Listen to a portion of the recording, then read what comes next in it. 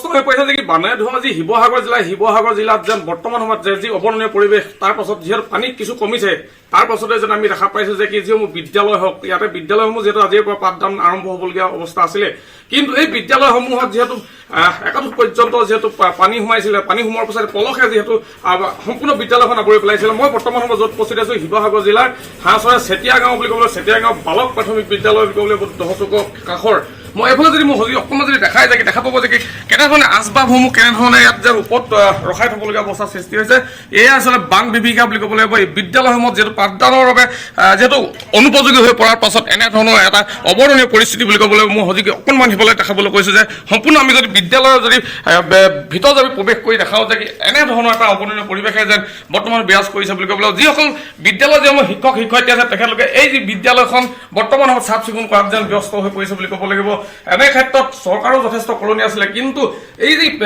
শিক্ষক শিক্ষয়িত্ৰীসকলৰ যি মহানুভৱ বুলি ক'ব তেখেতলোকে নিজৰ যি কৰ্মস্থলী আছে সেই কৰ্মস্থলীত বৰ্তমান সময়ত চাফ চিকুণ কৰাত যেন ব্যস্ত হৈ পৰিছে বুলি ক'ব লাগিব আমি আসাম টক্স টেলিভিছনৰ পৰ্দাৰ যদি সমগ্ৰ দৃশ্য দেখাবলৈ চেষ্টা কৰি ইয়াত কেইবাজন শিক্ষক শিক্ষয়িত্ৰী আছে ছাৰ আপুনি প্ৰধান নহয় জানো হয় আপোনালোকৰ এই বিদ্যালয়খন এতিয়া যিহেতু যি পাঠদানৰ অনুপযোগী হৈ আছিলে আপোনালোকে চাফ চিকুণ কৰিছে কি ক'ব এই মুহূৰ্তত এইটো ওপৰত ক'বলৈ গ'লে এই সমগ্ৰ শিৱসাগৰ জিলাৰ আমাৰ 247 নং চেতিয়া বালক প্ৰাথমিক বিদ্যালয় কালিৰ পৰা বিদ্যালয়খন ওলাইছে যদিও সম্পূৰ্ণ এতিয়াও দুটা ৰুম আমাৰ বানত তলত আছে তথাপিতো আমি যিকেইটা ৰুম ওলাইছে তাৰ আজি আমি শিক্ষক শিক্ষয়িত্ৰীসকল লগ হৈ বিদ্যালয়খন আমি চাফ চিকুণ কৰিছোঁ তথাপিতো আজি বিদ্যালয় আৰম্ভ কৰিবলৈ কৈছিলে আমাৰ বিভাগীয় কৰ্তৃপক্ষৰ ফালৰ পৰা কিন্তু আমি বিদ্যালয় পাঠদানৰ পৰা আমি কৰিব পৰা মানে ব্যৱস্থা নাই সেইকাৰণে আমি আৰু নাইকৈ এই মাহটো আমাৰ সম্পূৰ্ণ লাগিব বুলি আমি ভাবিছোঁ বিদ্যালয়খন চাফ চিকুণ কৰি সম্পূৰ্ণ উঠিব বুলি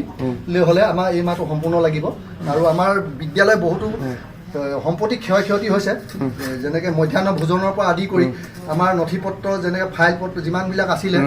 এই গতিকে সকলো বানতে উপঙি আছে এতিয়াও আমাৰ ইলেক্ট্ৰিকেলৰ বস্তু কিছুমান মিউজিক ছিষ্টেম মোৰ টেবলেটটো সম্পূৰ্ণ গডেজৰ লকাৰত ভৰাই থোৱা আছিলে তথাপিতো সেইটো মানে এই বানপানীত মানে যথেষ্ট বিদ্যালয় ক্ষতি হৈছে এতিয়া লাহেকে বান শুকাইছে কিন্তু তাৰ পাছতে যে পাঠদান কৰাৰ সময়ত যে ছাত্ৰ ছাত্ৰীসকল যিহেতু আহিব বিদ্যালয়লৈ তেখেতলোকৰ স্বাস্থ্যজনিত কিছুমান যথেষ্ট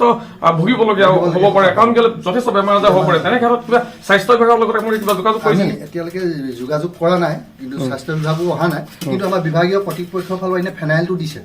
অফিচৰ ফালৰ পৰা ফেনাইলটোহে দিছে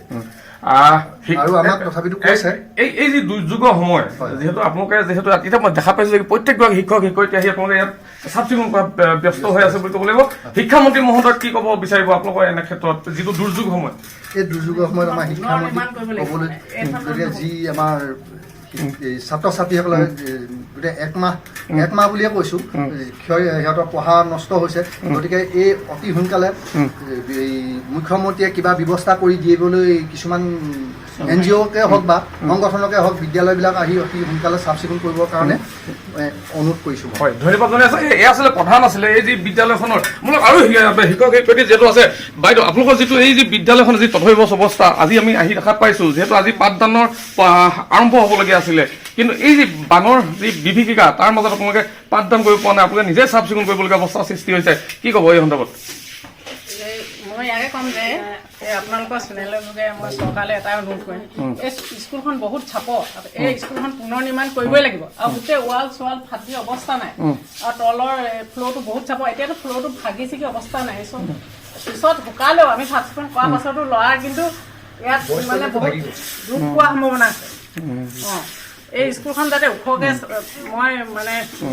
অনুৰোধ কৰিছোঁ মুখ্যমন্ত্ৰী মহোদয়লৈ জানে স্কুলখন নতুনকৈ বনাই ওখকৈ বনাই দিয়ে তাত ইয়াৰ ল'ৰা ছোৱালীখিনি যাতে তেওঁলোকে জানে মানে দিব পাৰে ভৱিষ্যতটো উজ্জ্বল হয় ধন্যবাদ জনাইছোঁ এয়া আচলতে যিসকলে শিক্ষক শিক্ষয়িত্ৰী আছিলে তেখেতলোকৰ মই মনোভাৱ জানিবলৈ চেষ্টা কৰিলোঁ যিহেতু আজিৰ পৰা পাঠদান আৰম্ভ হ'বলগীয়া আছিলে কিন্তু এই বানৰ যি বিভীষিকা তাৰ পাছত যেন এনেধৰণে পাঠদান কৰাৰ পৰা